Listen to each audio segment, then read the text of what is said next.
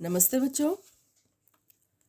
अब हम अगला जैव अणु पढ़ रहे हैं। विटामिन कुछ अलग है। शरीर की ऊर्जा की बेसिक आपूर्ति को नहीं करता, वसा, कार्बोहाइड्रेट और प्रोटीन की तरह, लेकिन शरीर के लिए आवश्यक है। बहुत कम मात्रा में ज़रूरी होता है।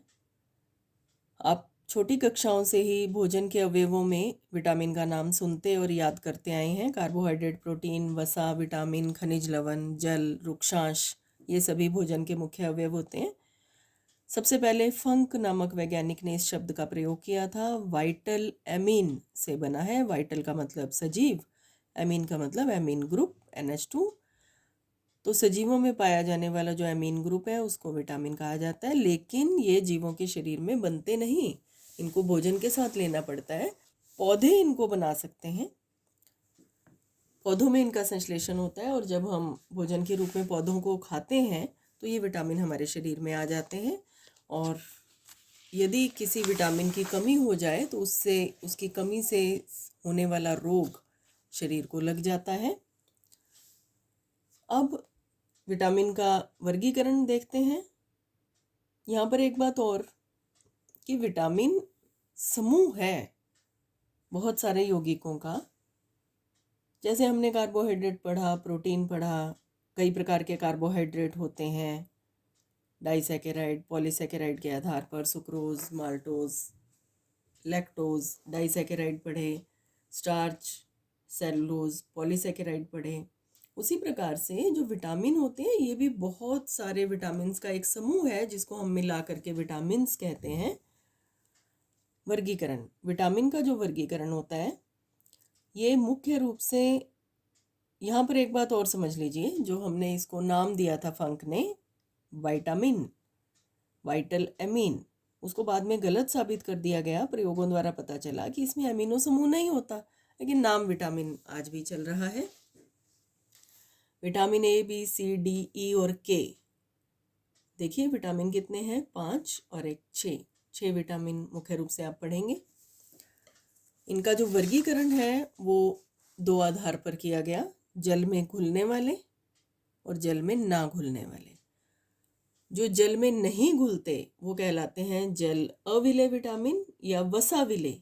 जल में नहीं घुलते लेकिन वसा में घुल जाते हैं, जल अविलेय विटामिन या वसा विलेय विटामिन। इनके एग्जाम्पल है, ध्यान दें, A, D, E और K। टोटल कौन कौन से किए थे हमने, A, B, C, D, E, K। इनमें से सिर्फ C और D को छोड़ दें तो बाकी के चारों विटामिन, 6 हैं टोटल, वो वसा में घुलते हैं, पानी में नहीं घुलते। जबकि जल में घुलने वाले विटामिन 2 हैं। एक मिनट बेटा, सॉरी, B और C ये पानी में घुलते हैं और A, D, E और K ये वसा में घुलते हैं। तो ऊपर वाले ग्रुप में A, D, E और K आ रहे हैं। जल में घुलने वाले विटामिन B और C हैं। B के आगे फिर से बहुत सारे भाग हैं। विटामिन B बहुत प्रकार के होते हैं जिनको B कॉम्प्लेक्स के नाम से जानते हैं। इनको B1, B2, B5, B6, B12 आदि के नाम से जाना जाता है। और विटामिन C एक ही होता है, अकेला होता है ये। तो ये हुआ। फिर है विटामिन के कार्य। विटामिन बहुत थोड़ी मात्रा में ज़रूरत होती है एंजाइम की तरह, लेकिन फिर भी ज़रूरत तो है। हार्मोन और एंजाइम की तरह बहुत थोड़े चाहिए, लेकिन फिर भी आवश्यकता तो है इनकी। तो इनकी कमी से रोग भी हो जाते हैं, इनके बहुत इंपॉर्टेंट कार्य भी होते हैं। और यदि कमी हो जाएगी तो वो कार्य भी नहीं होगा और रोग भी हो जाएगा। तो नीचे एक टेबल दे रखा है, सारणी, उस सारणी में इनकी काफ़ी डिटेल दे रखी है। हम मुख्य मुख्य बिंदु करते हैं। स्टार्टिंग करते हैं विटामिन A से। इसका केमिकल नेम है रेटिनल। मुख्य रूप से मिलता है दूध और उससे बने प्रोडक्ट्स, मांस, मछली, अंडे से, और हरी सब्जियां और पीले फल, उनसे मिलता है विटामिन A। इसका कार्य मुख्य रूप से होता है दृष्टि से संबंधित। विटामिन ए मुख्य रूप से दृष्टि से संबंधित है, और यदि इसमें इसकी कमी हो जाती है शरीर में तो रतौंधी नामक रोग होता है। ध्यान रखें, विटामिन ए दृष्टि से संबंधित है और इसकी कमी से रतौंधी रोग हो जाता है। रतौंधी, रात का अंधापन, अंधेरे में नहीं दिखेगा। अंधेरे में देखने के लिए विटामिन ए बहुत ज़रूरी होता है, इसलिए अंधेरे में दिखना बंद हो जाता है अगर विटामिन ए की कमी हो जाए। उसके बाद है विटामिन बी कॉम्प्लेक्स, जिसके बहुत सारे भाग आएंगे। यह जल में विलय विटामिन होता है। B1 जिसका नाम है थाइमीन, ये यीस्ट में और सब्जियों में, फलों में मुख्य रूप से मिलता है। अगर इसकी कमी हो जाती है तो बेरी बेरी नामक रोग हो जाता है। छोटी कक्षाओं में मुख्य रूप से विटामिन बी की कमी से बेरी बेरी रोग ही पड़ा, वो वास्तव में B1 की कमी से होने वाला रोग है। B2 नाम है राइबोफ्लेविन,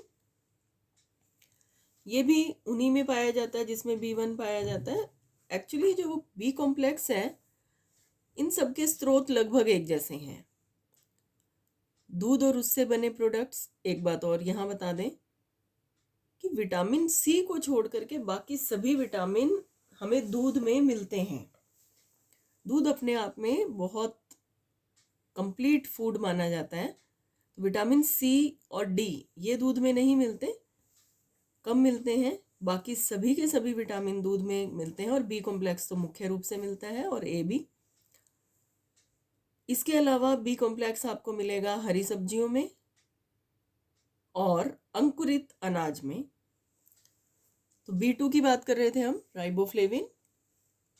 इसकी कमी से मुंह में छाले होना और मुंह पर होठों के किनारों का फटना रोग हो जाता है।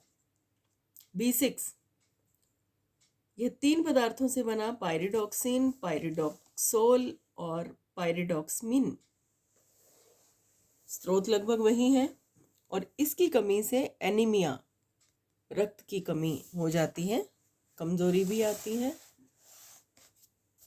अगला है B12, नाम है साइनोकोबालामिन, स्रोत लगभग वही।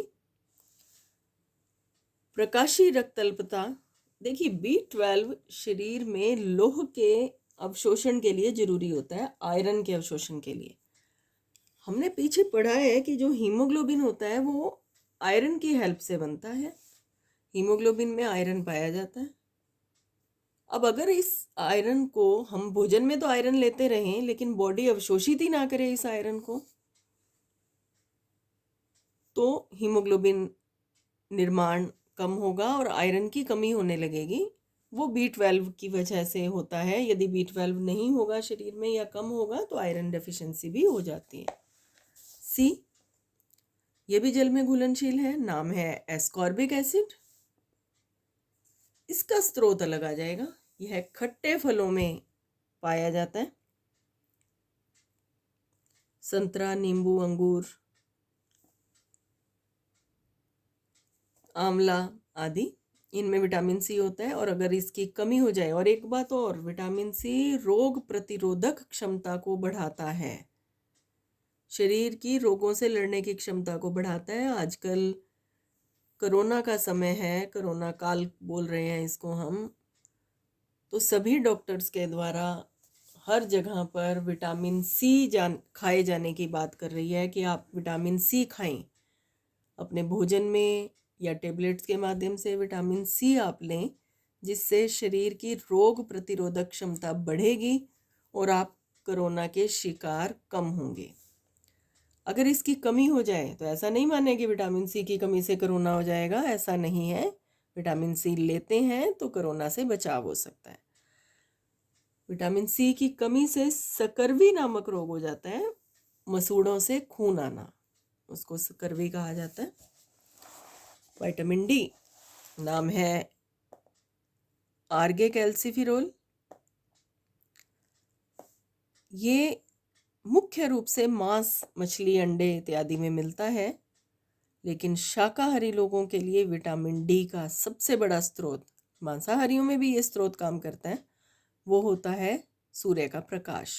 सूर्य के प्रकाश की उपस्थिति में हमारी त्वचा स्वयं विटामिन डी का संश्लेषण कर लेती है, और यदि इसकी कमी हो जाए तो उससे पहले इसके कार्य समझ लें। विटामिन डी की उपस्थिति में हमारा शरीर कैल्शियम का अवशोषण करता है।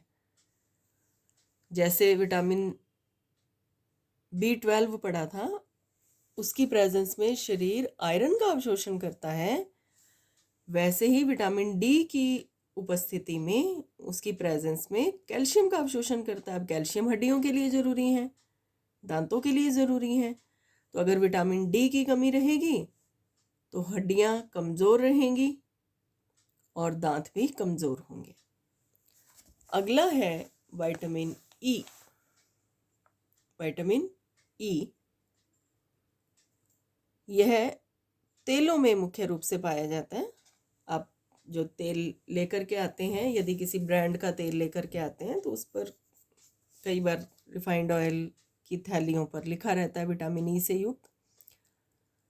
यह जनन क्रियाओं के लिए, इवन जनन कोशिकाओं की उत्पत्ति के लिए ज़रूरी होता है, और यदि इसकी कमी हो जाए तो नपुंसकता हो सकती है। विटामिन के नाम है फाइलोक्विनोन। ये K1 और K2 दो रूपों में पाया जाता है। वसा में विलेय होता है, मुख्य रूप से सब्जियों में और मांस मछली अंडे में पाया जाएगा। रक्त का थक्का बनाने के लिए ज़रूरी होता है। जब आपके चोट लग जाती है तो रक्त बह रहा होता है। आपने पढ़ा है 10th क्लास तक कि रक्त जब बह रहा है तो चोट कुछ समय बाद जहाँ पर चोट लगी है वहाँ पर खून आकर के जम जाता है और दूसरा खून और आगे नहीं बह पाता, इसे रक्त का थक्का कहते हैं। विटामिन के की कमी होने पर रक्त का थक्का बनने में कमी आ जाती है और खून लगातार बहता रहता है। तो इस प्रकार हमने विटामिन्स की डिटेल पढ़ ली, उनके कार्य पढ़ लिए, उनकी कमी से होने वाले रोग पढ़ लिए। इसके बाद एक बहुत इम्पोर्टेंट टॉपिक पर वीडियो आपके सामने आएगा, वो है न्यूक्लिक अम्ल, DNA और RNA। तब तक आप इस छोटे से वीडियो में बताई गई जो बातें हैं उनको याद करें, क्योंकि विटामिन पर छोटे छोटे बहुत सारे प्रश्न पूछे जाते हैं, उनकी तैयारी करें। Thank you.